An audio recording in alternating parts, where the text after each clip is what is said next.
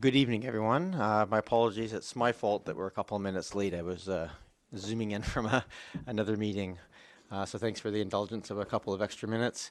I'm here to call the meeting to order. We start our meetings recognizing that we are holding this meeting on the traditional territories of the Coast and Strait Salish people, specifically the Lekwungen-speaking people, known today as the Esquimalt and Songhees First Nations, and their connections to these lands continue to this day. I also want to just let everybody know that these proceedings are live streamed and they are archived for future reference as well. So if you're speaking at the microphone, those at home will be able to hear you. First item on the agenda today, we have minutes of the council meeting held March 5th and the special committee of the whole held March 28th. Move approval. Moved and seconded. Is there any discussion, changes, corrections? Seeing none, I'll call the question. All those in favor? Opposed? Not opposed? Sorry, I should point out, I'm not sure if Councillor Zelka is going to make it tonight. He's having some technical problems with his car, and he's not sure if he's going to make it down. So we hope he does make it down here at some point. Tonight, I have the unfortunate role of making the mayor's remarks, and obviously there's only one I can make on a day like this with the loss of Nils Jensen. So I just want to start by acknowledging his passing over the weekend. He passed away Sunday morning. He was surrounded by his family after a significant battle with cancer. And I'm here just on behalf of the community. He served the citizens of Oak Bay at this table for 22 years. He served with passion, he served with pride, and he served with dedication. I don't think anybody could ever doubt that. All of our community is very saddened by his passing. And I just, this council would like to share our condolences with his family in this time. Mayor Jensen worked hard for the community, obviously both in Oak Bay, but also across the region. He leaves a really significant legacy, and I'd like to just highlight a couple of areas that I know he was very proud of in the work. His leadership on the Regional Water Commission, and the work that he really spearheaded there to raise the dam and to ensure the long-term sustainability and viability of the water supply for the region was a real point of pride for him. He served many years as leader of that committee. He was really an advocate for the environment. He was an advocate for the arts, and we see that reflected in things like our urban forest strategy, in the public art policy that we have, and the establishment of an arts laureate in Oak Bay. That's by no means a comprehensive list of all the things. I think one thing you learn in this role is that 98% of what you do is unsung. You just do the work, you try to move things incrementally forward, you try and make sure you keep the focus on the community and on making improvements as they go. And I think it's very fair to say that Nils did that every day, whether it was in the public eye or not. So, we're very grateful for that work. And so on behalf of the district, I'd just like to express our community's gratitude for that work, for many years of service that he put in. He had great commitment to the well-being of this community and its citizens. I think at this table, and those who knew him fondly remember his sense of humor at the table and outside, but also his dedication to his family. It always came first with Nils. He leaves behind enduring bonds of friendships across this community, across the region, and across the province and country. I want to say our thoughts and our prayers and our thanks go to his family, to his wife and his sons in these days after. So on behalf of the community, I'd just like to formally say to Nils Jensen, thank you for your service.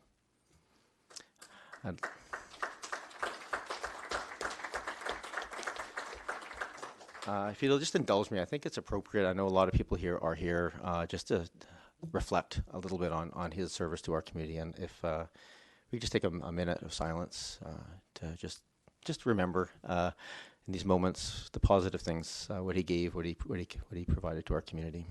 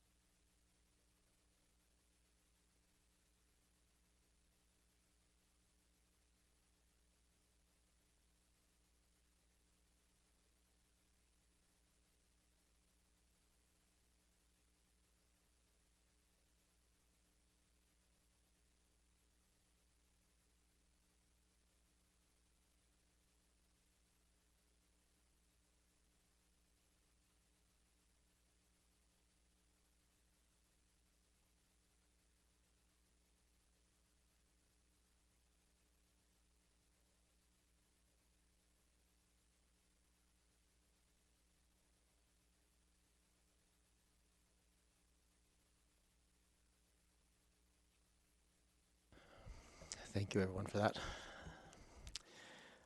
I feel like calling the meeting to a to a close at this point. We can't do that, unfortunately. I'm going to invite anybody. This is a point we have in our chambers where we have public participation. We have up to 20 minutes allocated for people to come forward and speak to us on anything related to the community, to Oak Bay, that you see fit. Each person is given a maximum of 3 minutes. I invite anybody who wishes to come forward at this time.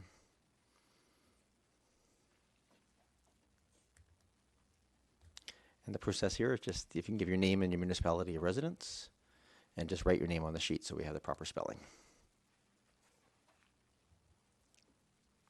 Good evening. My name is... Speak. There we go. Okay. Now I'm really loud. My name is Carrie Smart. I'm a local architect, and I'm the chair of the Victoria and British Columbia chapters of the Royal Architectural Institute of Canada. The RAIC's mission is to promote excellence in the built environment and to advocate for responsible architecture. Please note that this agenda item came out too late for our group to formally speak as one voice, but many local architects are in support and are in attendance today of the following. I'm excited to see the CRD's request for support to declare climate action and climate change as an emergency on the agenda tonight. This is an important initiative, and I believe we need to talk about how this municipality is going to take its draft strategic priority of climate change and transfer that priority into measurable goals and outcomes. Oak Bay will publicly strengthen that commitment by joining other CRD municipalities in this declaration. At our last Victoria meeting of the RAIC, we had a discussion about the impacts of our profession and industry on climate change, and we discussed the importance as architects of making climate change action our priority. I urge you to not take the CRD's climate change emergency declaration request for information only, but to allow it to start a serious science-based conversation on how this municipality is going to lead in achieving climate change goals this year, in the next 5 years, and by 2030. We need to take action, and we need you to lead us in those actions. Oak Bay used to have a climate change task force, but it was disbanded. I believe at one time we had an environmental committee, but 2 is no longer. The APC is not proactively looking at climate change. So why do we not have a volunteer committee or task force to assist in what many refer to as the most pressing issue facing our world? What is our new goal post-2020? Oak Bay has made some great strides to move us towards the target of a 33% reduction in greenhouse gas emissions by 2020. But this is not enough, and we must set our new goal. I understand the hesitation around declaring a climate emergency as it makes it all feel real, but I ask, if we are not now in a climate emergency, then when? It is clear that if we wait, we will be too late to avoid significant negative impact, and studies show that the cost of inaction will only increase in the long term. The goal of this campaign that started in Australia in 2016 is leadership, education, and advocacy, and urgency and strong goals. At the end of this March, 434 councils in Australia, the UK, the US, and Canada have joined in making this declaration. Just like that. I think we got that. Thank you, Ms. Smart. Thanks. Thank you. Does anybody else like to come forward and address council at this time? Canadian battle, who goes first? Very apologetic. Hi, it's Adam Leamy from 773 Island Road. We live next door to 785 Island Road, which is the subject of a subdivision application right now. We have spoken in support in these early days of that application. It favors a heritage designation for the existing house at 785 Island Road, in exchange, if you will, for the ability to develop the back lot, which fronts on Plumer Street. Those may not like development, those may like development, but in our view, given what's happened in our community, preserving an older house as well as building a new one seems to give some support to those who like the older nature, and it allows new people to move into our community at the same time, and a lot that it wasn't used before. We've been working quite well as neighbors with the proposed developer there, Amity. There's been some issues. It's been an older house. It was owned by an older person. It suffered some neglect, and you can imagine the issues that would arise when an older house in Oak Bay suffers some neglect for a period of about 40-odd years. We found them very responsive. We were troubled this week, and we may very well have misunderstood, but I just raise it because it's something that's important to us. Certainly, probably the three properties that share that 785 property on the borders. And if we understand correctly, the Heritage Committee, the Heritage Commission, if you will, is suggesting that they will make a visit to that house to determine whether or not it's worth providing a heritage designation to. That surprised us somewhat. We may have misunderstood what came from the proponents themselves, but we're somewhat troubled by that news, given that we may have misunderstood, but I don't think we did, because we actually have endorsed that model and we like it, preserving a house, facilitating the opportunity to build a new one. So I just raised that to council because, as I say, we've endorsed the model, but on the other hand, I'm troubled that it looks like a big sign on the lawn telling everybody what it's going to be all about. Looks like, in fact, that sign is grossly premature if, in fact, a committee can pop by and determine that that house is not worthy of heritage designation. And I would suggest that if that is the case, perhaps those signs are premature when they go up, suggesting that it's simply a tit for tat, if you will, which engenders a fair bit of discussion in a neighborhood for a property that hasn't been touched since the mid-1950s.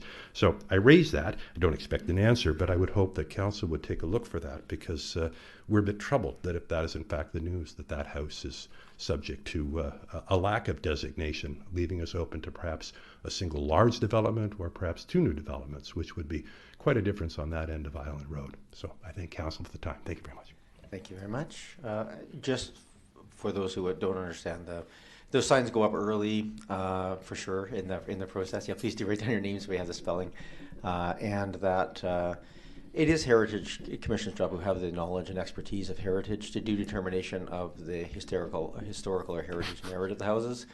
We have had times where houses have been so modified beyond their original state that they wouldn't. It does not preclude it from becoming a subdivision or anything else. It's just, but that would be a requirement of the process. So it doesn't, and they're an advisory body to council. They don't make any decisions on that, if that helps as well. So that will eventually make it to this table.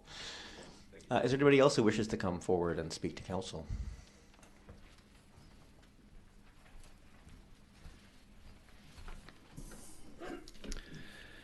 Good evening. My name is Terence Williams. I am an architect, and my wife and I moved to Oak Bay in 1971, and we're now living at 1130 Oliver Street. Welcome, Mr. Williams. Thank you. As a former president of the Royal Architectural Institute of Canada, and provincially an earlier president of the Architectural Institute of British Columbia, and as a founding director of the Canada Green Building Council, and as a person who, since 1971, has practiced sustainable architecture in this region, i.e. Dockside Green, North America's first planning and building project to receive a Leadership in Energy Environmental Design, Platinum rating. And in Oak Bay, the Engineering Computer Science building, a LEED Gold designation.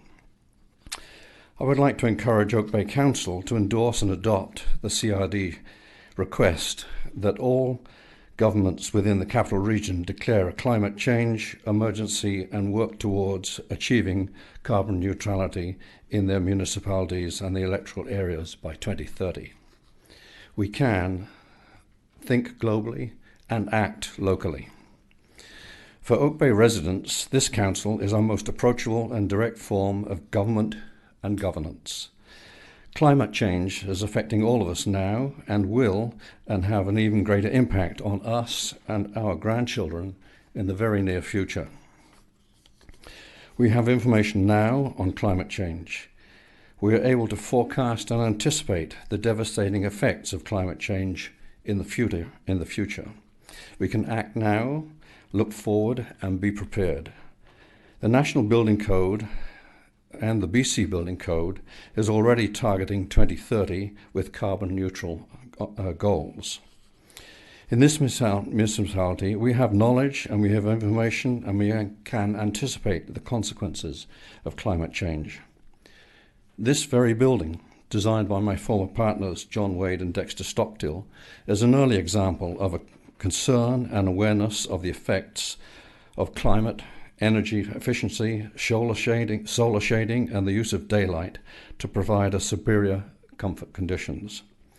This building has worn well, but and at the time, it was ahead of its time when it was designed and built. It has and is an example of what can be done when working with knowledge and our environment.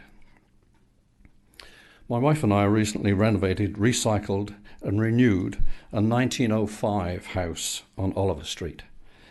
The first house, we were told, on Windsor Road, the former Uppington House School for young girls. We didn't destroy the character of the street. We respected the house that was there. Thank you. That's the 3 minute. That's a very effective beep. This is a new thing for us to have the green, yellow, red. Is there any last thing you want to just add? Because we move on to the next person. Yes, if I may. Just 30 seconds or 20 seconds. I would like to suggest that we dedicate this proposal this evening to Niels Jensen. He, as you mentioned earlier, he was a very progressive individual. He was very concerned with saving our resources. I think it would be very appropriate if we initiated this action in his memory. Thank you very much. Thank you. Is there anyone else who wishes to come forward at this time? Justice? Please come forward. Same routine, just name and municipality. Yes, hi. I'm Frank D'Ambrosio. I'm an architect on Dalhousie Street in Victoria, in Oak Bay, and an office in Victoria. I just want to finish Architect Smart's statement for her because it really reflects on the kinds of message that we're trying to convey to our council. So as council, you can declare a climate emergency as part of the international initiative that Kerry outlined, and either set our own date for achieving carbon neutrality or even start by declaring without a date.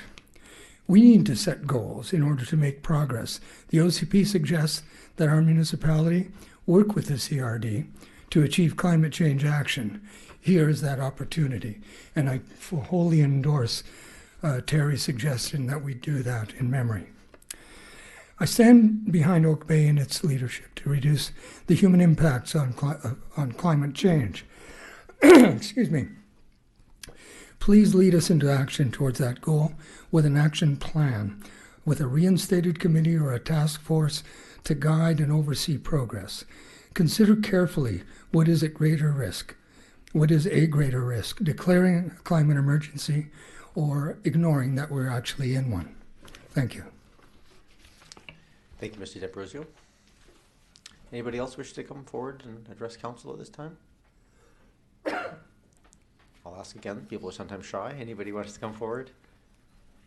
All right, seeing none, then we'll move on to the next part of the agenda. Thank you very much for all of you for coming forward. The first, item number 4 on the agenda is the Ride Don't Hide funding request. I'm not sure who is speaking to this. Is that Mr. Jones? Your Worship, I would be happy to speak to it. So this is an event that is held annually in Oak Bay, and for the past, well, at least 3 years, Council has agreed to offset the policing costs. So this year is what's being requested is a cost of $517 that would come out of the police budget. Thank you, Mr. Jones. Are there any? Anybody have any questions or discussions? I'll make the motion. Moved and seconded. Anything else? All right, I'll call the question. All those in favor, opposed, none opposed, and I look forward very much to that ride being organized by Councillor Appleton on our behalf. Thank you for that. Item number 5. Here we go. Climate emergency declaration. We have the motion made by the CRD, and it's they made the request for it to come to council, so it's in front of us. Mr. Jones, do you want to have a Your Worship, just to say that when we get requests from different levels of government to have the council take action, we bring those things forward to council for your consideration. And this is one of those types of initiative. I would just like to say one thing, though, just to make it clear to those thousands of people watching from home, that this is a bit different. This is a really important declaration, but it's not the state of an emergency as would be defined in the Local Government Act or the Community Charter. So I just want to make sure people are aware of that. And I know the other communities have done the same thing, and the CRD understands that, but just for the benefit of people. Okay, thank you, Mr. Jones. Councillor Green, then Councillor Appleton. Thank you, Your Worship, and through you to the people that came this evening to speak. Thank you very much. I would like to make the motion that we support the CRD and other municipalities and declare, let me just go to the wording, sorry. Excuse me, just a minute, sorry. That we declare a climate emergency consistent with other municipalities' declarations. I think this is an important thing, and I also think it was a very good idea to do that in memory of former Mayor Nils Jensen as well. And I would leave the wording to staff in that regard. But it's something that I think we need to think about, and you know that all of us are very committed to the environment as we move forward. We've identified the environmental protection as a key strategic priority. If I may, I just, me being a stickler for making things clearer, I'd like a little bit more clarity in terms of what the motion is. Councillor Appleton seems to be prepared to things, so if you could maybe flesh out, and we'll have a motion for in a second. No, if you don't mind, because the moving what other people have done with staff to give wording, it always makes me nervous. Thank you, Your Worship, and absolutely in support of Councillor Green. As council and the public may know, I am Oak Bay's representative on the CRD Intermunicipal Climate Action Working Group, and we recently met on exactly this subject. And so, very similarly to Councillor Green, I'm in support of a motion for this. If I may, with the permission of Councillor Green, my proposed wording. I will say yes. Go ahead, if you don't mind, if that's okay. And I will say yes too. I'd be happy if you make the motion. Thank you. I couldn't quite count that as a real motion because I didn't have words. So Intent. yes. Then I would make the motion that the District of Oak Bay declare a climate emergency and work towards the goal of carbon neutrality by 2030. And secondly, that the district incorporate revised carbon neutrality goals into the 2020 and subsequent strategic plans for the district. Okay, we have a motion. I'll second that then. Thank you. Okay. Thank you, Councillor. Well, do you want to motivate? It's fairly self-evident what you're asking for, but we'll. Yeah, thank you, Your Worship. With your permission, very briefly, I will just motivate. I would encourage council support. There's 3 points that I did want to mention and why I think this is important for us to put forward. Firstly, declaring the climate emergency does acknowledge the severity and the extreme threat posed by climate change to the citizens of the district and the region.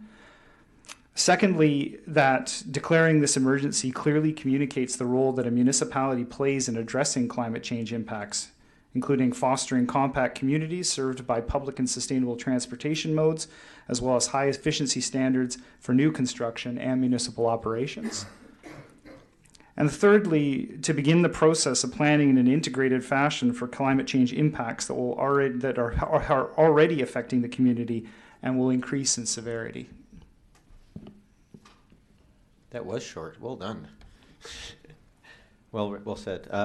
Anything else you want to add? Okay, Councillor Nay. Yeah, thank you, Councillor Appleton. I really appreciate that and your reasons as well. So there were 2 parts to the motion. What I was wondering, and I'm not sure, I'll defer to the council here, but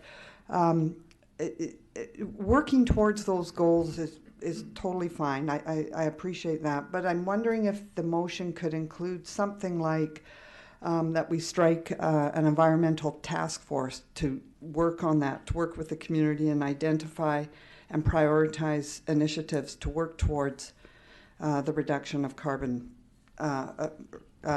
climate change actions. And I am reminded of one of the speakers who did say, and I think this is where you're going, Councillor Appleton, is please lead us into action. So I just really want to ensure that the motion does have something very action focused. I'm going to throw my little caution in there. We're doing a review of our committees and commissions at the moment. I think this is a totally valid piece because I think we have to sort of suss out the best way of addressing these things. I think it's better done within that context rather than doing it on the fly at this table personally. But I'll leave it to, if Councillor Appleton wishes to add that, we can have that, we can debate that amendment.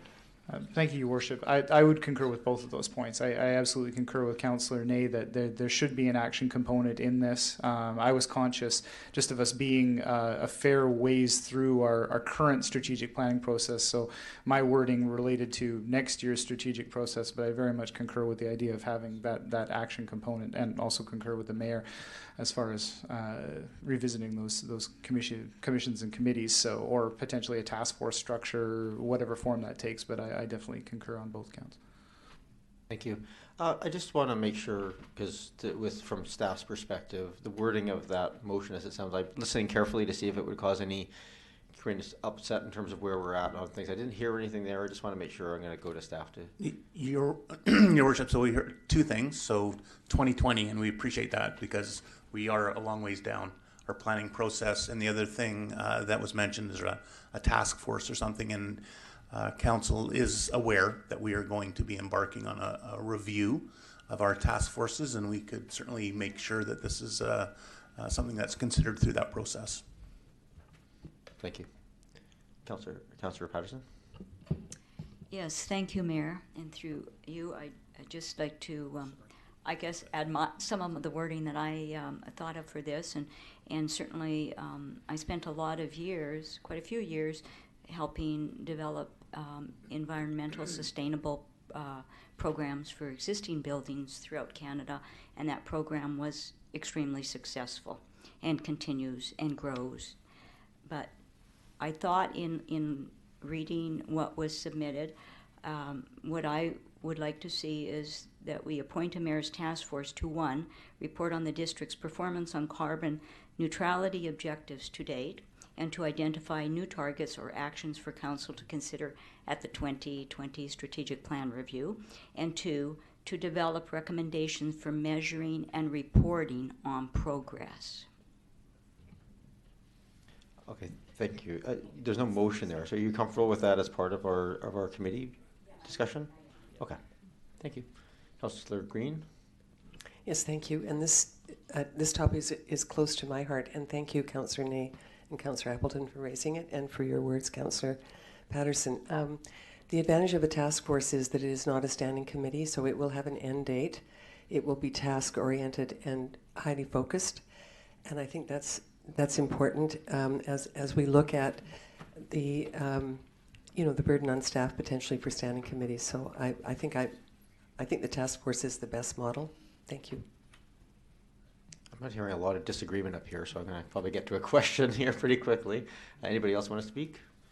I'll just add, I really appreciate in your motivation, your discussion of the adaptation portion of this, because we have a lot of work to do, obviously, in facilitating changes that help mitigate.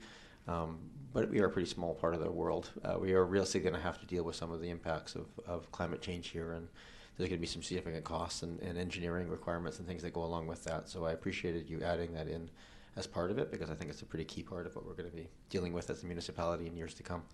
All right, so I will call the question. All those in favor? Opposed? Not opposed. Thank you very much. Item number 6, we have the quarterly report on active land use applications. Excuse me. Got a little tickle. I'll cough occasionally tonight. Ms. Jensen, I believe you're presenting this. Thank you, Your Worship. Basically, land use applications continue to remain relatively constant as compared with the previous quarter. In the previous 3-month period, we had 12 land use applications and 117 building permit applications. For this period, those numbers are 9 land use applications and 138 for a total of 653 new applications. So we currently have 653 active applications on the books. Building permits, we are down to a processing time of between 2 and 3 weeks from previous 8. Thank you for that. I'm hearing mutterings of happiness up here. That's good. Is there any questions of Ms. Jensen or staff? I will happily move receipt and congratulations. I need a seconder, though. Second. Moved and seconded. Thank you very much. Any further discussion? Seeing none, I'll call the question. All those in favor? Opposed? None opposed. Thank you. We are on to item number 7, Oak Bay Advisory Planning Commission minutes. Is there a motion to receive? And then we can ask questions if we have any. Move receipt. Moved and seconded. Thank you. Is there any questions, comments? Councillor Patterson. Thank you, Mayor, and to staff, through you. I notice on this it does talk about the open house for the secondary suites study. I would like to also remind staff that I did ask for a report out in January as to where we stood on phase 1 of the secondary suites, and I was informed that it wasn't complete yet. So if we are moving to public open houses, I again would like to put that question forward as to whether there is a report out on phase 1 and what the plans are for this open house. Thank you. Thank you, Councillor Patterson. Is there an update, verbal or otherwise, we can give at this point, or something we can bring back to the next council meeting in terms of the status of that process? We would anticipate bringing a staff report back to council post the open house. That way we can inform on the work that's undertaken with the background review to date, as well as the feedback that we receive as part of the open house. That would typically be the process that we would follow, and then that would lead into the second phase. Councillor Patterson, is that sufficient, or would you like something more? I mean, you can always talk to staff directly, but if there's something you feel is important for the public or for council to hear. I think it would be useful to understand any data that, because it does say in here that data has been, currently they're working on background review and data collection and a review of regulations in other municipalities. So if that is available to take to the open houses, I would really appreciate that council have an opportunity to look at that before it goes to the open house. Thank you. Okay, I'm not sure how we would manage that process. Maybe we'll leave that. I might leave that with staff at this point to see if there's a way that we could bring that back to this body. Either just circulate it informally, if it hasn't been sort of finalized yet. That might be a simpler way than. But I guess my question is, if you want to have it brought here, so it's a public document before it goes to the open house, I guess that would be a different motion. You'd have to get council buy-in for that. Thank you, Mayor. I guess in consideration that had council members been notified in advance that this would have been on the agenda for the APC meeting, then we could have attended the APC meeting and perhaps brought forward any comments or questions at that time. But having not been provided the notice in advance, there was no opportunity to do that. So I think it's very important that council be kept informed as to what is going to happen, particularly if, as I learned from members of the community who were at the meeting's to take place on either the 22nd or the 25th. They couldn't make out what was being said at the meeting. But that's coming up very quickly, so I think it would be useful to have guidance on this. Yeah, I think what I would ask then, if there's information circulated to the APC, if it could just be circulated electronically to council for information. If that's possible, that would be probably a reasonable ask. Ms. Jensen or Mr. Anderson? Yeah, I think, not to repeat what you heard earlier tonight, but I think we need to review our procedures and process associated with how we circulate information to committees. And I think we should do that as part of our committee review that's upcoming. Don't disagree with that either. Okay. Are we still able to circulate the information that was sent around to the Advisory Planning Commission, just to council? As a Yeah, piece? if I may, there was no information circulated to Okay. the Advisory Planning Commission. It was Just a verbal really an update. update to them about when the open house is going to be held. We had literally just confirmed that, and we did circulate an email to council advising when and where that was going to happen. We are still working on the information that will go forward to the open Okay, house. that's fair. Perfect. Thank you very much. Okay, we have a motion to receive at this point. Any other discussion? Seeing none, all those in favor? Opposed? None opposed. Thank you very much. On to item number 8, which is new business and verbal reports. I have one piece of new business related a little bit to the mayor's comments. And in my mayor's remarks, I did mention some of the legacy of Mayor Jensen with regard to the public art. And I note that the family have asked that that instead of flowers, donations be made to the Mayor's Arts Legacy Fund here in Oak Bay. For some people may be wondering what that is, and there's been some discussion here about renaming the Public Art Fund. We've had this sort of debate, or not debate, but a discussion that's happened. The family was made aware of that. So what we don't have is actually any official name change attached to it, so people know what that is. So there is a Public Art Fund. And the recommendation, the ask was that we change the name to the Mayor's Arts Legacy Fund. So I'm just going to sit here and ask, so it's a little clearer to everybody, if someone in council would entertain the motion to make a motion that Oak Bay Public Art Fund be renamed to the Mayor's Arts Legacy Fund. I'll make that motion. Moved Second. and seconded. Is there any other discussion? Seeing none, I will call the question. All those in favor? Opposed? None opposed. Good. Now the notice makes more sense because it exists with that name. So thank you very much to council for that.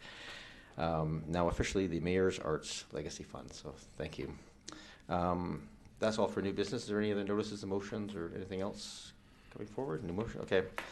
Report from the CRHD. Really not much to report, but the Cap Regional Hospital District just approved its capital projects for 2019. So each year in the budget, it was approved as about $3.5 million in health-related capital projects. Those have all been allocated now for various buildings and equipment across the region. Other verbal reports. I will go around the table. Councillor Patterson. Thank you, Mayor. And just very briefly, I did attend a joint VHA and CRD meeting on April the 5th. For discussion on enforcement of the CRD Clean Air Bylaw number 3962.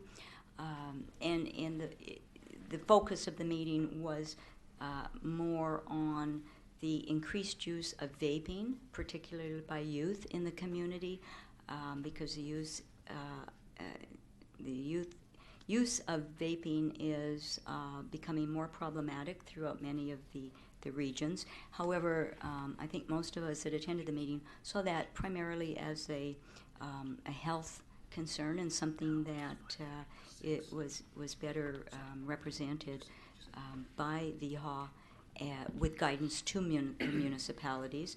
But there were a few good suggestions, although I didn't think the suggestions for foot patrols would be really beneficial to Oak Bay. There are updated signs that could probably be considered to replace some of the very worn signs that we have saying no smoking, because the new signs do have no vaping and no cannabis, so we could do that at a fairly reasonable cost. And they are also going to be developing updated information that could be circulated, particularly to members of perhaps the police department and whatnot that are engaging with youth in the community, so that they will have the most current and up-to-date information. Thank you. Thank you, Councillor Patterson. Councillor Ney, did you have any updates to give? Okay, thank you. Councillor Green? Yes, thank you, Mayor. I attended the tourism committee this last week. They're going through a rebranding exercise. They're also looking for a new volunteer photographer. Their former photographer was elected mayor in the fall, so they've lost their photographer. So if you know of anyone that is good with a camera, please have them get in touch with Michelle Lesage at the Oak Bay Beach Hotel. She is the chair of the tourism committee. And there was a question about budget, but I believe they've been in touch with Mr. Jones. So that's taken care of. Then I attended the GVLRA meeting, which is the Greater Victoria Labour Relations Association. And that was the AGM, wasn't it? And that was very productive. And then some good news for our Oak Bay Urban Deer Management Program. The other half of my life is as a lay council member on the College of Applied Biology for the province, and they had their annual conference this past weekend. And there are about 2,300 biologists in British Columbia, and the conference had quite a huge turnout, both online and in person, at the Delta Hotel in Victoria. And as part of the conference planning committee, I recommended that we highlight the deer program here in Oak Bay. So they were part of a panel on urban wildlife conflict. The venue was packed, and there was standing room only, and they received huge exposure both in BC and in Alberta, because we had participants from Alberta online. So I just wanted to tell you that was a very positive thing. And that's it. Thank you. Thank you, Councillor Green. Councillor Braithwaite. Thank you. I just wanted to let everybody know that I attended the Acorn Arts Award in place of the mayor, because the mayor was out of town on I guess it was last week, was it? Yes. And it was given to the Canadian College of Performing Arts, and Councillors Patterson, Ney, and Appleton were there in attendance as well as our Arts Laureate Barbara Adams. And the Canadian College of Performing Arts was thrilled to receive the award. They gave us a little taste of their new performance coming up, West Side Story, and I would encourage everyone to go out and see it. It looks like it's going to be fabulous. So, and then I would also just give a reminder that the majority of council will be heading up to Powell River on Friday to go to the Association of Vancouver Island Coastal Communities. So we'll be representing Oak Bay up at that conference. Thank you, Councillor Braithwaite. You're modest enough not to mention the fact that you're a director on that. You got elected by our peers across the island and north coast to represent on that board of directors. So thank you for doing that for us. Councillor Appleton. Thank you very much, Your Worship. I'll let everybody know that I attended on behalf of Oak Bay the Greater Victoria Library Board meeting on March the 26th, which is always a very productive meeting. I'm on the Planning and Policy Committee, and they're developing revised terms of reference for their work and getting down to some pretty heavy lifting right off the top with new revised facilities plans and a lot of detail coming there. There were also some concerns raised at that last meeting about some discussion around the subject that in the last provincial budget there was not a significant increase or essentially a status quo for funding for libraries, where the demand for library systems, especially in smaller communities, continues to rise. So that's become a topic of conversation and a group forming up to help talk about how we might advocate for that funding to be addressed. In addition to that, as mentioned earlier, I am our representative on the CRD Climate Action Intermunicipal Task Force, which met just this past April 3rd. A big subject of converse. That's the inaugural meeting for this body since the last municipal election. Big subject of discussion there was, in fact, as you've already heard, the climate emergency declaration. So my sincere thanks to council for their support of that motion, and to the folks, some of which are still here, I think, who came to speak about that. I appreciate that very much. So I'll be taking that back to that group.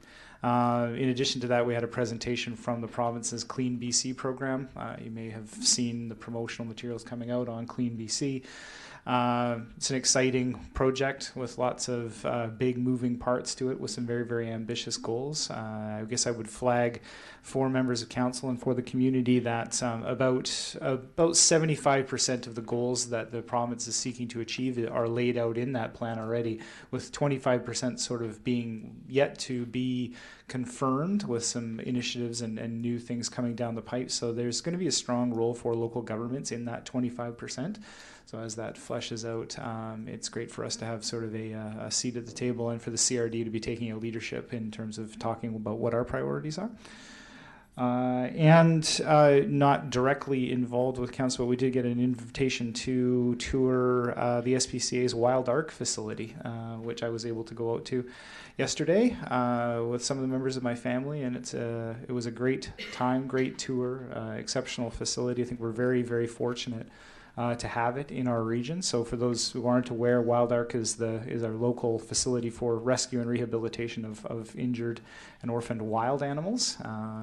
There are some limitations. They don't take full-size deer, so please don't try to take your full-size deer out of your yard and have them adopt it. But it's a really fantastic tour, fantastic staff working there, and as you might imagine, a huge armada of volunteers that help support that as well. So. Thank you, Councillor Appleton. I have just a few things to say. First, today is the first official day of our new Chief Administrative Officer, Ms. Lou Varela.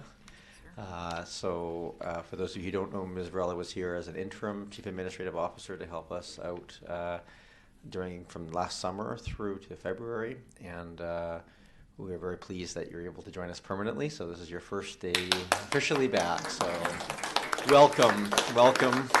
Bit of a tough first day, I will say, but thank you for all that you do. Other things that I've been undertaking. So as chair of the police board, I attended the BC Association of Police Board Governance Conference in just outside of Vancouver this weekend. Very, very productive weekend of work with police chiefs, other municipal police boards, union members were there. It was a very productive weekend, and I have to say I learned an awful lot about all things to do with policing and some of the issues and solutions that are being found around the region, around the province right now, and as well as some innovative things that the province is trying to do to help. I also met locally here. There was a initiative undertaken about a year and a half ago to look at governance of integrated police units. So this is for the Greater Victoria area, looking at oversight for those bodies. So we had a meeting with that to kind of finalize some of the options and make recommendations back to the police services of the province. So they'll take that and come back with some feedback and probably some changes, but that's a very positive thing, because not having an appropriate oversight for some of those integrated services, which can be quite large, it does need some oversight, or some just police management oversight. I also had the pleasure of meeting with the Heritage Canada investigator or viewer who came out from, I believe Ottawa, I'm not sure, to have a look at the uplands. There's a discussion of recognizing the historical significance of the uplands area as one of the early planned development areas. So she was out here for that, so I had a chance to meet with her and talk a little bit about Oak Bay history. I also want to just point out that our first, last but not least, our first budget meeting, obviously estimates meeting, was held last week with Parks, Recs and Culture. This Wednesday and next Wednesday are the next two budget meetings. They are starting at 6 o'clock. When we originally announced them a few weeks ago, we said 5:30. They've all been bumped. Both of the next ones have been bumped back to 6 o'clock. It's just to accommodate people's schedules a bit better. So heads up. Those changes have all been made everywhere official, but I'm just saying it out loud so people, if you thought you knew. That's the end of my Councillor Braithwaite. Sorry, I did forget one thing. I wanted to acknowledge that our very own Margaret Litke, who is part of Friends of Uplands Park, was awarded a BC Achievement Award, which is a huge award to receive. They only give out a small amount a year, and she was the only person from Victoria to receive one, or will be the only person from Victoria to receive one. And I believe the ceremony is, I think, on May 1st at the Lieutenant Governor's house. So I think that it shows what wonderful work she does in Uplands Park and what a wonderful volunteer she is for our community. So I'd really like to acknowledge her. Thank you, and in truth, I should have done that. No, I appreciate you doing it. I somehow managed, in the fear of all things, didn't catch that one. So thank you very much, Councillor Braithwaite. I just was looking at I get a couple of notes here from staff. Do we require a resolution to change the time from 5:30 to 6, or as long as we make the announcement in time, it's sufficient? Your Worship, we should make a resolution to change that council meeting schedule. Okay, so Thank you. I'm glad there was a little note here on this. I don't look this way very often, but I did it in this case. So, can we get a motion just to change the start times to 6 o'clock? Councillor Green, so moved. Second. Seconded by Councillor Patterson. Thank you very much. Is there any other discussion? All those in favor? Opposed? None opposed. Thank you for that very handy note. Thank you. Moving on to item number 10, we have a development. Oh, Councillor Patterson. Sorry, one more thing, but perhaps for members of the community who are not so interested in the budgets, but would like to have other opportunities to learn about the community, just a reminder that Oak Bay Heritage Presentation, Architecture and Modernism takes place at 7 p.m. on Wednesday, April 17th at the Windsor Park Pavilion. Thank you. Thank you, Councillor Patterson. If we're really fast at budget, we'll get out of here before 7. Yes. It's a good goal. We can do it. Okay, thank you. Item number 10, we have a development variance permit application at 787 Transit Road. Oh, my numbering may have just got mixed up, so I'll just go back to my digital. You're right, sorry. Item number 9, which is the development variance permit application at 2970 Rutland Road. We have, should I give Ms. Jensen just to give a quick overview? Yeah, just as a quick update, so this application was in front of the March Committee of the Whole. It's a joint development variance permit application and upland siting and design application. The proposal itself is to add on to the existing home, which requires variances for the heights, the interior side lot line setbacks, and the total side lot lines. Unfortunately, due to a formatting error, the initial report to the Committee of the Whole did not include the requested variance for the total side lot line setbacks. That request would be to vary the setbacks from 12.19 meters pardon me, to 11.24 meters. So the notification was correct going out to the residents as part of the required notification, and you do have a copy of the corrected draft development variance permit in front of you. So we've looked after all the required notification. Council can consider the resolution. Okay, thank you, Ms. Jensen. And just for a process perspective, just for those in the audience who don't follow these things on a daily basis, any application in the uplands goes through a setting and design permit approval process. We consider those a committee of the whole and essentially approve or decline them at the next council meeting.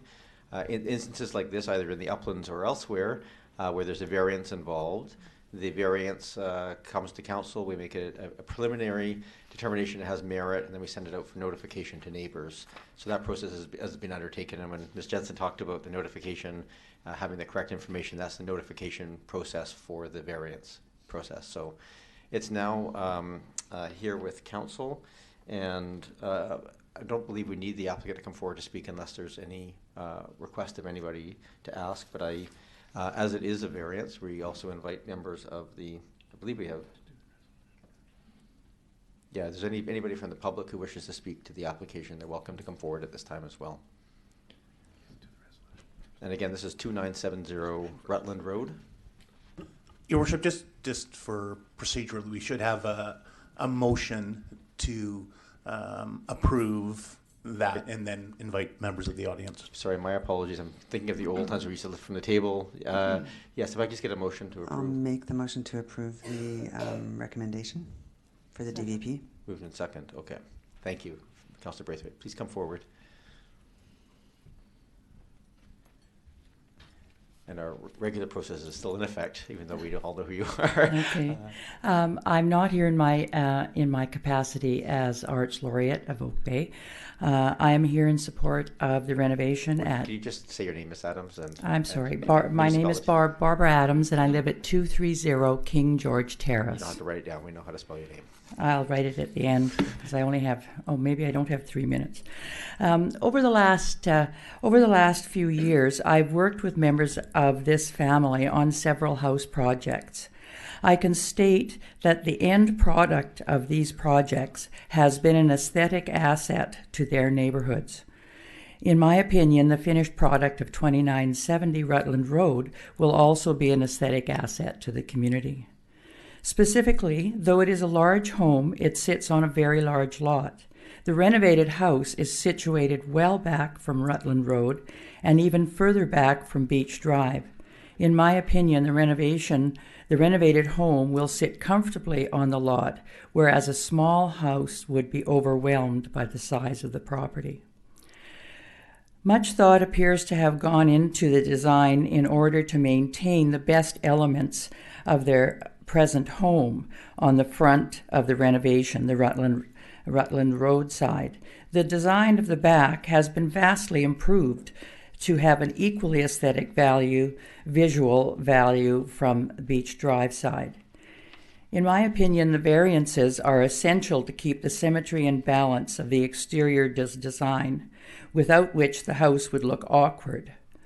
As well, the variance is necessary for functionality of the interior space. Without the added 4 feet, the home would look unbalanced and be awkward both in its exterior and interior appearance and function.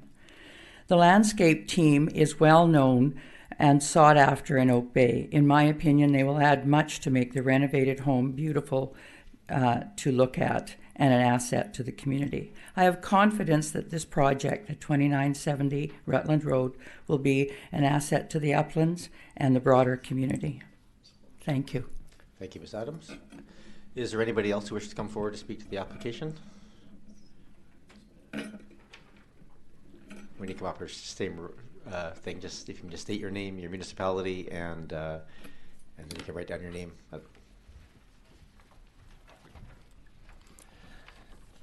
Good evening. My name is Ryan Townsend, and I'm from Timothy Townsend Design. Welcome, Mr. Townsend. Thank you. And I'm from Victoria. I've had the pleasure of working with my clients for over 1.5 years on this project. And I'm going to keep this very, very short because I know we're here to listen to the community. But I would like to thank you. There were concerns about this project, and that's expected. What we are doing is completely unusual. We are not subdividing. We actually increase the size of a lot, and that we actually lowered the coverage of the lot by doing that in our proposal. We've taken was existing at 9.9% and taken it down to 8.46% on a property that allows for 25%. We are opening up a corridor that runs from Beach Drive to Rutland Road. We are creating a view from each street of a perfectly positioned home surrounded by park-like gardens. We are not taking the easy road, and certainly not the cheap one. We are taking the time to ensure that every aspect of this house will be completed to the highest level of excellence. We are expanding the original vision of one of the first homes built in the Uplands, and we are asking for the opportunity to maintain the home's current variances, allowing us to maintain the integrity of the original home and its siting. And even with these concerns, you did feel the need to hear from the community, and I think everyone here should be grateful for that opportunity to have themselves heard. Thank you so much. Thank you, Mr. Townsend. I see somebody else coming forward. Welcome. Good evening. I'm Callahan O'Connor, born and raised in Oak Bay. I live in South Oak Bay, and my office is on Oak Bay Avenue. I support this project 100% because of the passionate, and the owners are passionate about maintaining the tradition and beauty of Oak Bay, and the proposed plan is a wonderful representation of making required updates to a dated home while honoring its history. As a realtor, I continually see younger generations moving into Oak Bay, and I believe it's important that Oak Bay can partner and engage with these people and its residents to find creative solutions for homes that are current and up to date, and without compromising the beauty, tradition, landscape of what Oak Bay is. My dialogue with local residents is that this project be well received, and all the tone has been positive. Thank you. Thank you, Mr. Callahan. Sorry, Mr. O'Connor. Welcome. Hi, Chris Denford, 644 Island Road. To me, the original design of that residence is all about symmetry. So I feel that the proposed addition really improves the symmetry of the house. I think it's a big improvement. So I think the massing and scale is entirely appropriate. So I would urge that you support it. Thank you. Thank you, Mr. Danforth. Is there anybody else who wishes to come forward to speak to this? It's a lot more than we usually get at these ones, so it's exciting.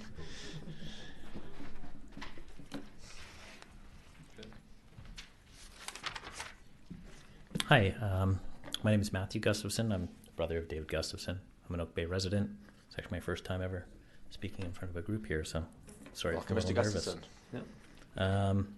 I actually moved back to Oak Bay. I grew up here, but I moved away for 10 years, school and work, and my articles, and came back a few years ago, and I had the pleasure of getting to move back into Oak Bay, and recently actually moved into a house of, it's on the Canadian Historical Register in 2007.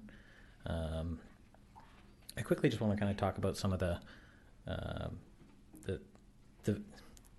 house that we moved into had gone through a substantial renovation in 1998, and I understand at the time that it wasn't in the best shape, and I think the owners had the option to not maintain it, and that would have been a shame because the house was designed by Samuel Mulkiller, who was a well-respected architect, and just a beautiful home.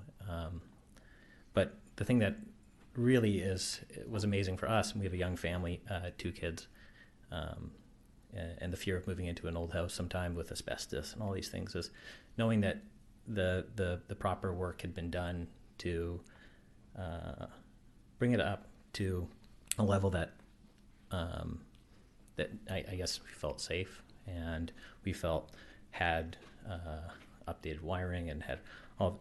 In addition, they added an outbuilding, garage, some more space, and seeked a variance for that. And I guess the reason I'm saying that is, as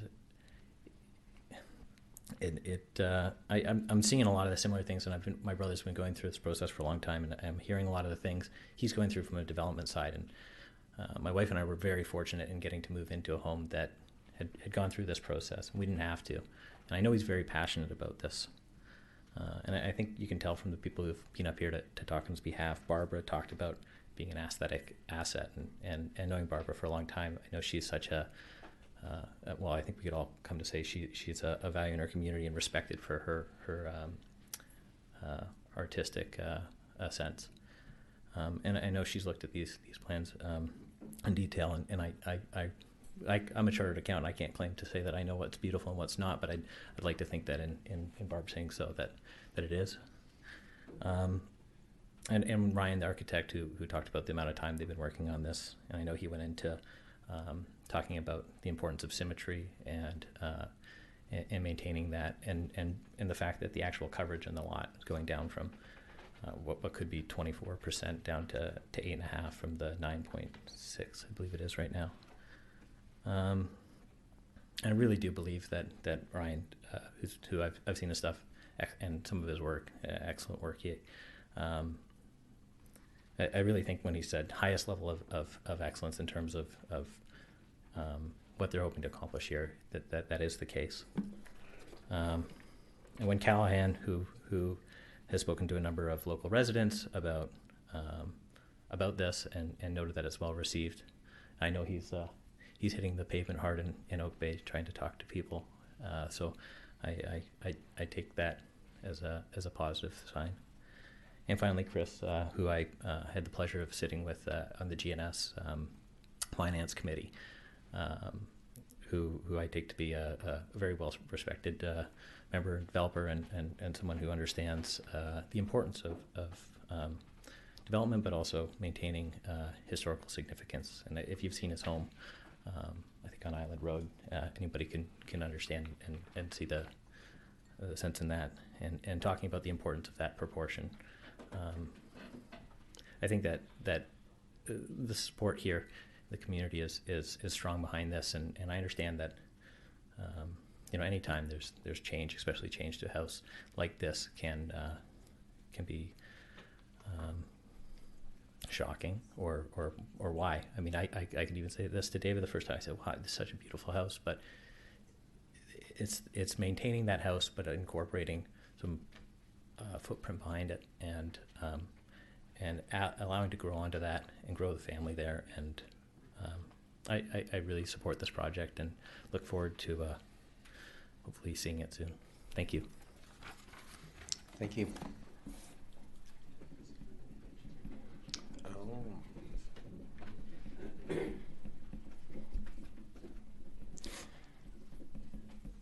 Thank you. Mr. Gustafson, thanks for coming forward. Apparently there is an amended agenda. Running around, I didn't get it amended, so I'm just getting it now, and I will bring it up, but come forward, please, and okay, sorry. Speak. Okay, so good evening. My name is Ann Miller, and I am speaking for the proposal. Welcome, Ms. Miller. Thank you. I was the previous owner of 2970 Rutland Road. And having lived in that house, I can tell you that, yes, it was a great house in many ways, but it was definitely lacking on the upper floor. There are 3 small bedrooms there and limited closet space, and these were parts of the reason that I chose to move. I think anyone who would buy that house with raising a family would probably want to add on to the existing upper floor, and I think the only way you can do that is to add on to the bottom floor, and so you're always going to look at increasing the size. I'm especially happy that the Gustafsons have decided to go the renovation route by adding the necessary square footage to address this deficiency. This is a beautiful 100-plus-year-old house. I applaud the owners for choosing to save the facade by sympathetically adding to it. I'm also excited to think that if this project gets the green light tonight, there can be plans drawn up for the Beach Drive side of this lot. This is presently an eyesore that was clear-cut by a former owner 9 years ago this year. It's a long time. And I live on Beach Drive, and I walk by that lot every day, and I'll be very happy to see it become something other than what it is at the moment. I'm confident that it will be as lovely a garden as the Rutland Road frontage presently is, and I think it's time to allow this to happen, and I would like you to please vote yes for this proposal. Okay, thank you very much. Thank you. Thank you, Ms. Miller. Just procedurally, I'll just turn this back to staff for a second here. I didn't have the item number 8, the correspondence to be received. Should we have a motion to receive that correspondence formally? I'll make that motion. Sure. Okay. Your Worship, that will be one thing we'll be addressing in our procedure bylaw. There's really not a need to do that, so that will be something that we'll look at in the future. Well, we have a motion on the table, so I'm not going to ignore it. So we've got a motion moved and seconded. Any all those in favor? Opposed? None opposed. Thank you very much for that. It all relates to this particular application. We have a lot of people speaking in favor of it. Is there anybody who wishes to speak against it at this point? And we'll.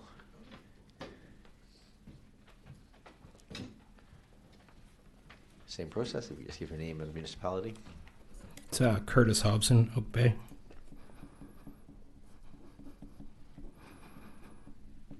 I don't know if I'm really speaking against it. I just want to point out a few things that haven't been said.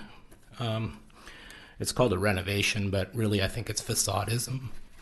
They're saving the front of the house, but the rest of it's going.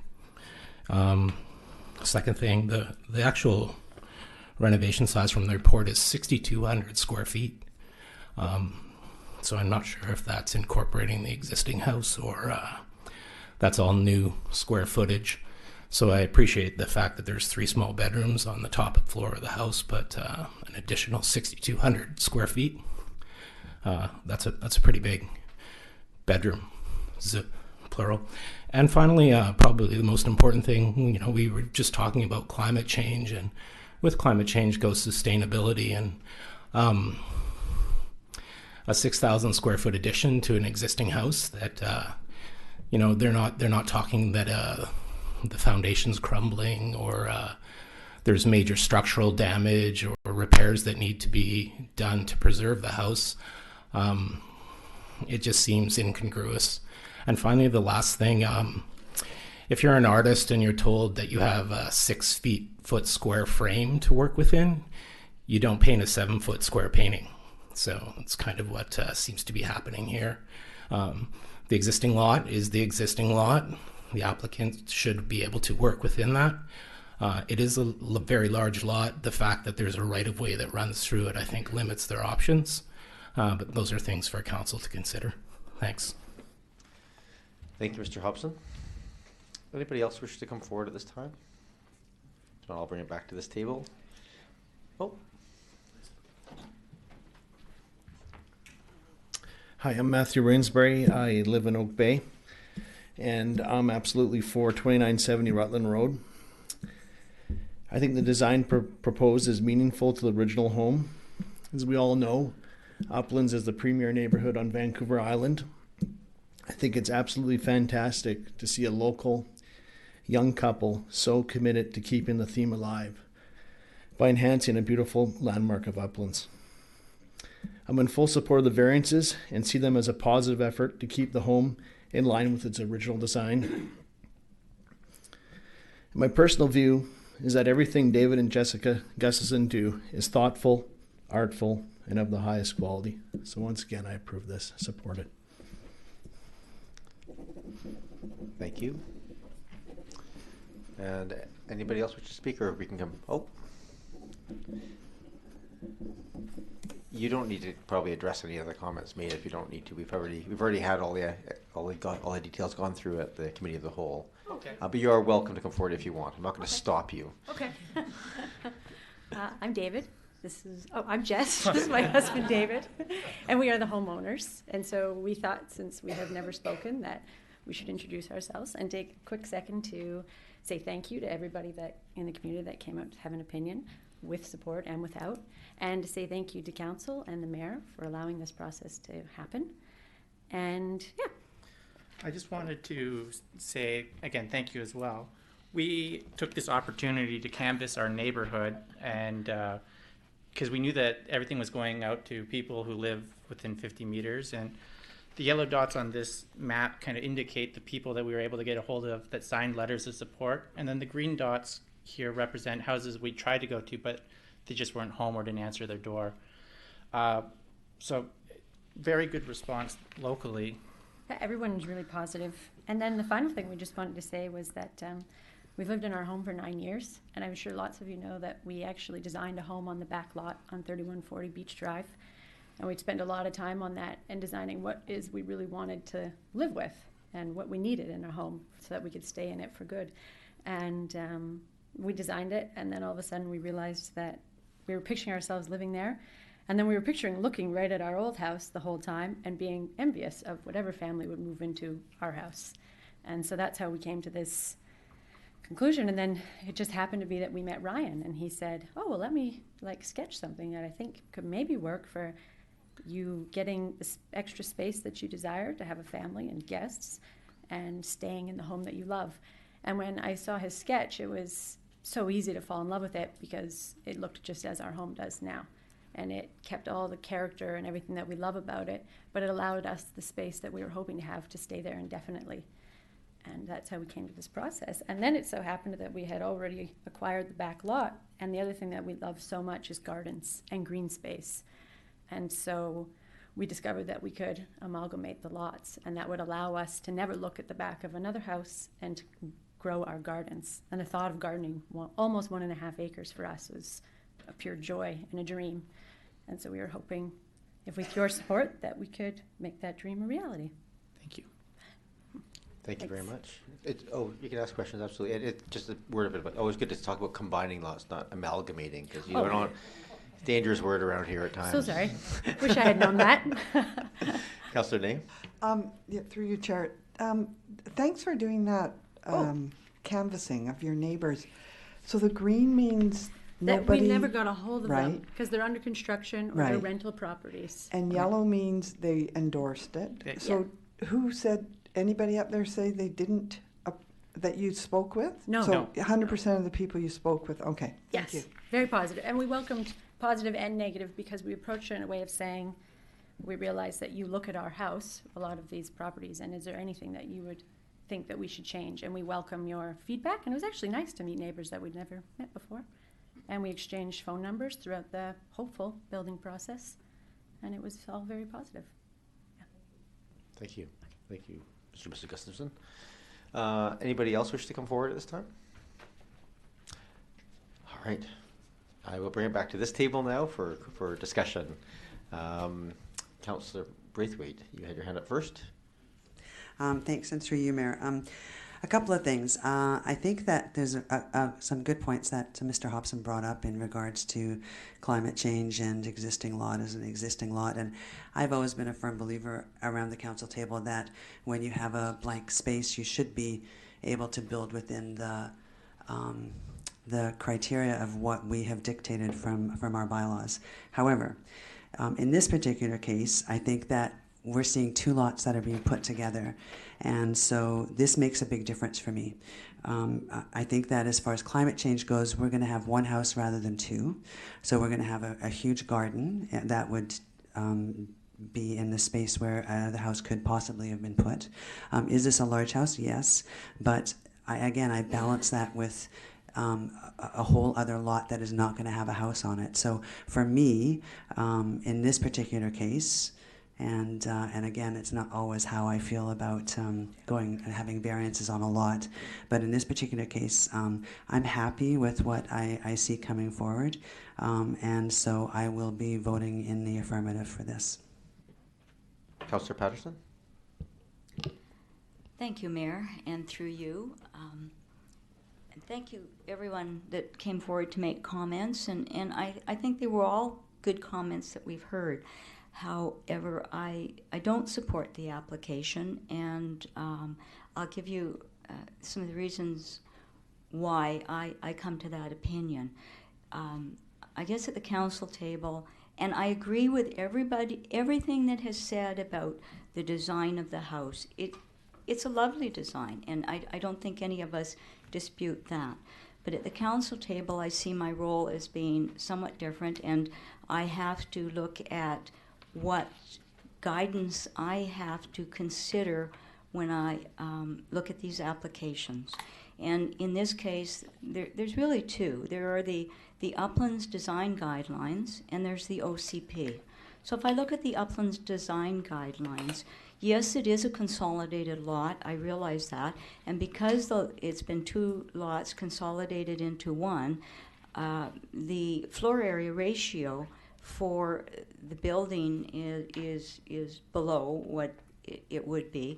But if you look at where the massing is, that all takes place on the original lot, and that's where I have the problem with the massing, because if I look at it in the context of the dimensions of the original lot, the massing of the building is several hundred square feet over what FAR would have been on that lot. And because the dwelling that is there now is already over height compared to properties in the area, with the extra 6,000 square feet of the house, the massing is going to be substantially above other homes in the area. So, and we've also heard from the design panel that the front of the landscaping on Rutland, in fact, doesn't support the park-like appearance of uplands that we're seeking to maintain. If I look at the OCP, it clearly gives us as guidelines: maintain, conserve, and enhance Oak Bay's heritage. We actually don't maintain this as a heritage dwelling in Oak Bay. We lose that status, so we can't really consider the heritage aspect of it, but we haven't supported the OCP in that manner. Sustaining the characteristics of Oak Bay neighborhoods, again, the massing is above other homes in Uplands, and I am getting somewhat concerned about the trend in Uplands now, where if you are walking the neighborhood, you are in many areas feeling the dominance of buildings over the landscape, where previously it was very much the landscape being dominant, and that's why the park-like appearance. I don't view the consolidation of the lots as necessarily being a good environmental undertaking, and in the OCP, we don't aspire to, in fact, consolidate lots to have accessory buildings and swimming pools. We actually are promoting the use of land for responsible housing and being sensitive to the environment. And we've just talked about climate change, and it was referred to. You know, I think we're doubling the size of this building, and so there will not be much of the original materials reused. When you're doubling the size of a building like this, it's really got to be totally re-engineered to produce a good product. So what will happen is we'll lose a lot of the interior of the building, and that doesn't support really a good environmental stewardship. So yes, I appreciate that it is a lovely design, and the architect has done a nice job on that. But if I take into consideration the things that I'm given as a member of council to consider in viewing these applications, I can't support this. Thank you. Thank you, Councillor Patterson. Councillor Appleton. Thank you, Your Worship, and want to thank Councillor Patterson for her comments. I strongly concur. I do not support this variance. I will reiterate some of the comments that I made at the time of the Committee of the Whole. And I just want to reiterate that I'm definitely in concurrence with the findings of staff on this. I'll remind everybody present that staff did not support the variances presented here. And there was specific mention, as Councillor Patterson has mentioned, the most significant piece of information we have to work with is the upland design guidelines, and it's specifically called out that this proposal does not meet those design guidelines. And I concur with the comment in the report about the concern that the historical scale of the original home becomes lost in the overall scale of the proposed addition. So very much in line with what Councillor Patterson has said, the heritage value I feel is diminished in this case. I do feel very strongly that the proposed additions could be designed to meet zoning standards without requiring variances. And at minimum, this is raising for me some fairly significant concerns about what sorts of standards, again, in concurrence with other comments to this effect, what sorts of standards Oak Bay is going to apply to very large residential buildings and other buildings of this type if we're going to hope to meet the climate change targets that we have just recently moved, that we're going to make a commitment to work towards. So it's raised some very significant questions for me about how we need to create design standards to address those goals for these very large buildings. And I'll be raising those issues and those concerns as we start to talk about things like revising our zoning bylaw and potentially our uplands design guidelines as well, which have come before council. We've had some discussions around the council table over the last couple of months about issues with the application and the interpretation of those design guidelines. So this also factors into my decision making. Thank you, Councillor Appleton. Councillor Ney.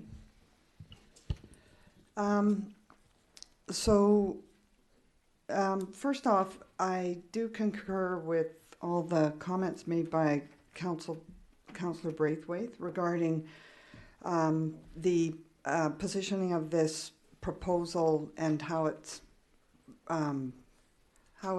addresses climate change and mitigates impact on the environment by consolidating the properties. Further to this, the proposal as it is actually, I mean, it's got a very small footprint, and it has been reduced by the consolidation of the properties. So it's not overwhelming on this particular property, and it does create allowance for a lot more green space on given the additional lot that has been consolidated. One of the the variance that's being requested is small, but one of the issues here is that we have a home that is not protected. It's got a historical significance, but is not formally protected, and so it's vulnerable. And in this instance, I mean, we can argue about the degree to which the actual home is being preserved, and it is a significant renovation to the property. But in any case, what is being preserved is that original vision, as somebody who came to the mic said, it's the original vision that's of the property that Samuel McCure designed that's being preserved and expanded and updated and making the property more livable.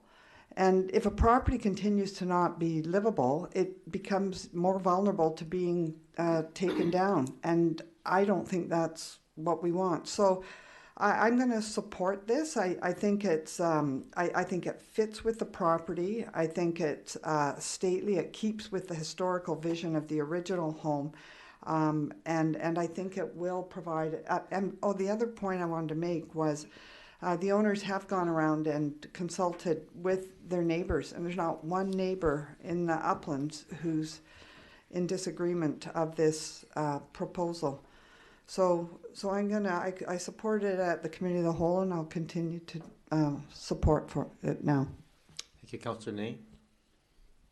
No other comments?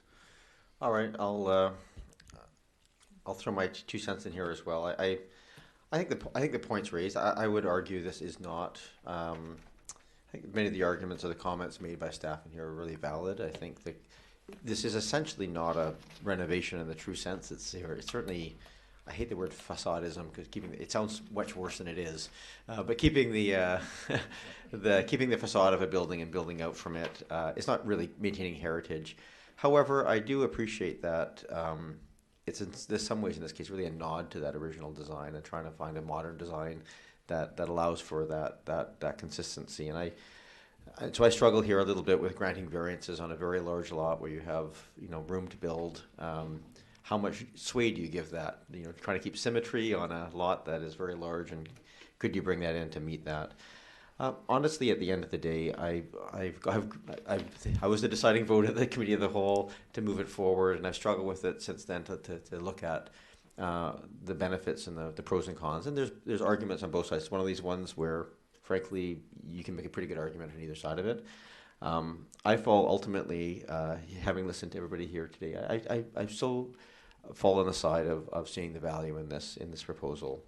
I'm not going to go through all the reasons, but I do want to address a couple of the concerns. I think they're really valid. One, I think we actually do have to address our zoning. I don't feel comfortable having people go through months and months and years of design work to zoning and design and lot coverage and things of that, especially when you're so much less than the allowable lot coverage, which is such a big issue for maintaining green space, and then to turn it down at this level. I also recognize that the building is constrained by the right-of-way in the front, but that front setback is allowed, the minimum is 10 meters, and we're at 36 and change meters. So it's a very large building with a substantial setback. I also look at what the massing is actually being added to. It's a lot of that is in behind, and the total square foot added on this is 1,000 square feet on the main floor and about 2,000 square feet on the second floor. So that's the net added massing on what does not look like a large house from the street. The bulk of that added space is the basement. It's about 3,000 square feet added to the basement. To the maybe a bit more. No, is that right? 5? No, that's total, but added to the basement. And so that increase does not actually affect massing on this building. I see that being a necessity of managing the design, but not an impact on neighbors. And I always try to consider the ask within that context of massing. So for those reasons, I'm fairly comfortable this will fit. And I certainly, I'm not comfortable with the size of these buildings going in. This is a rare occasion. It's a very large lot. The owners have moved it together. And of all the places in Oak Bay, and I think this is really the only place, is that stretch along Beach Drive where these very large houses have traditionally been built in there, and they have that context for it. So for those reasons, I'll support the application as it's laid out here. Thank you. Is there anybody else who wishes to speak before I call the question? Councillor Green? I wasn't going to speak because I had said everything I wanted to say at the last meeting. However, I appreciate everyone's comments. I appreciate everyone that came to speak on behalf of the owners, and all of the letters that we received as well, and the comments in particular of my colleagues, Councillors Appleton and Patterson. I have been involved in the heritage issue in Oak Bay for over 7 years now, first as council liaison and then as chair of the commission. And so I'm very sensitive to what's happening in the uplands. in fact, we have not preserved the historical significance and history of the uplands. It has been changed hugely. And so that's a concern I have. The park-like setting really, honestly, isn't there. It is for the small original homes. They are still in a park-like setting, but they are disappearing. Unfortunately, designating or registering a home in Oak Bay does not have a strong track record of being protected, so this house is vulnerable whether it's registered, designated, or not. The only thing that allows us to protect a house that is designated is a 60-day waiting period before demolition. But normally, in my experience, most of those have ultimately gone through. So I'm seeking some changes for the uplands, as I think Councillor Appleton mentioned, that we have a responsibility to the wider community.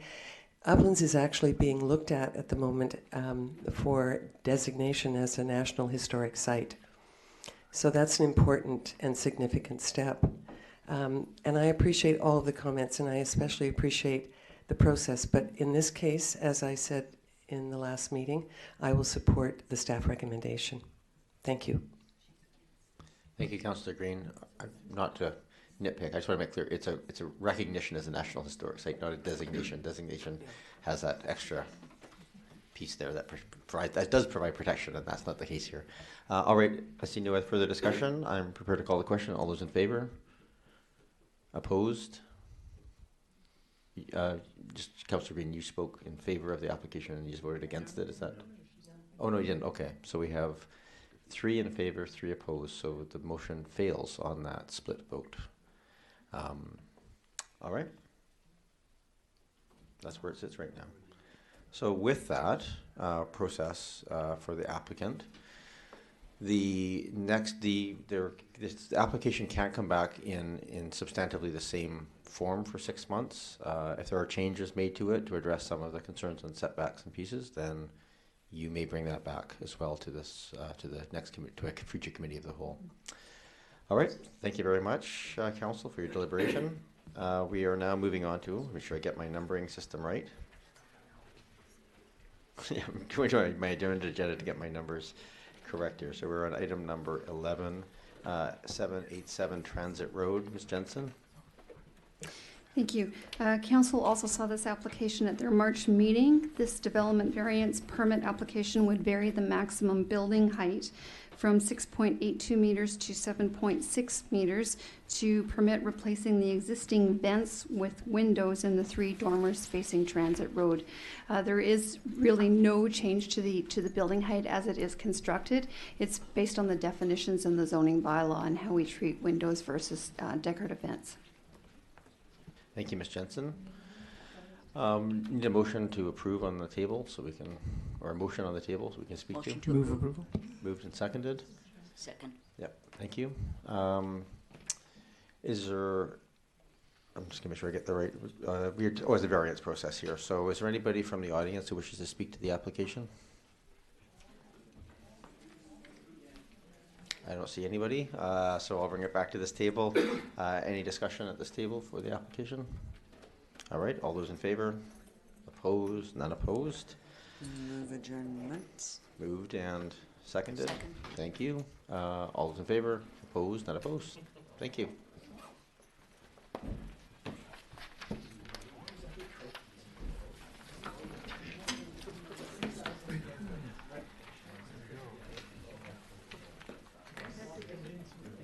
So I'm late tomorrow.